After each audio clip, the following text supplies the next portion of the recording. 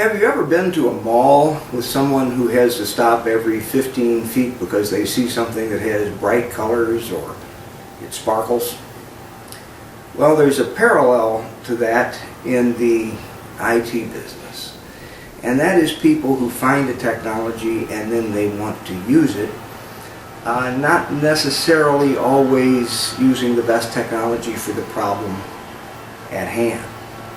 And as I have emphasized, I am focusing this channel the best I can on issues that I have seen be the cause or solutions of problems.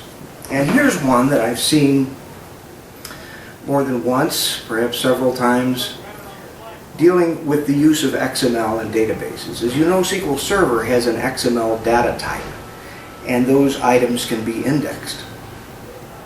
But SQL Server is primarily a relational database, and it does these relational functions better. Well, what I've seen people do is say, okay, I want to keep an audit log, say, of things that have changed. And I have a bunch of tables, and rather than duplicate all of those tables, I'm going to go ahead and when we have a transaction with that it's changed,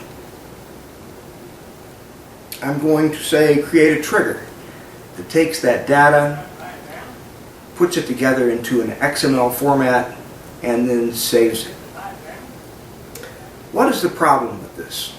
Well, I could cite some problems such as it probably takes too much space. The XML tags are not going to store data as efficiently as they are in SQL Server tables.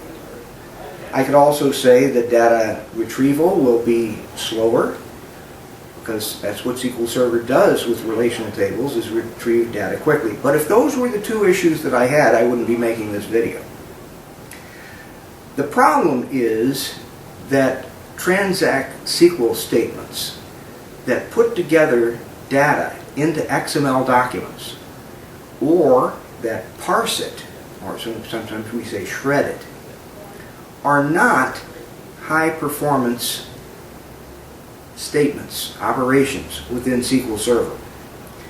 And so I have seen situations where all of this XML activity is going on in SQL Server, and in fact it turns out to be the highest cause of processor usage, very often blocking the more important aspects of a transactional database.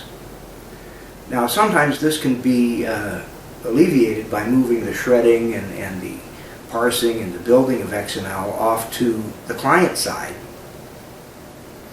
But even then, I'd have to ask, is this really the most efficient way? Is this what XML is for? I primarily view XML as being for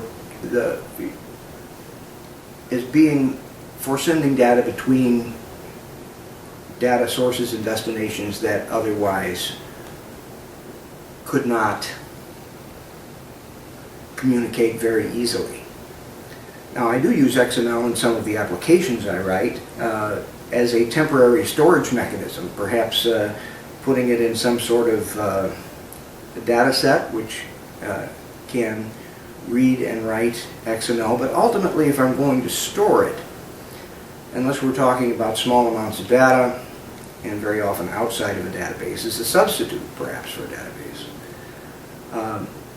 I will be putting that data in a relational database in tables that it recognizes. Just my 2 cents worth, but please be aware that things that you would like to do can sometimes be expensive beyond what you would imagine. And storing XML in a database, and particularly manipulating that XML, can be a very expensive operation.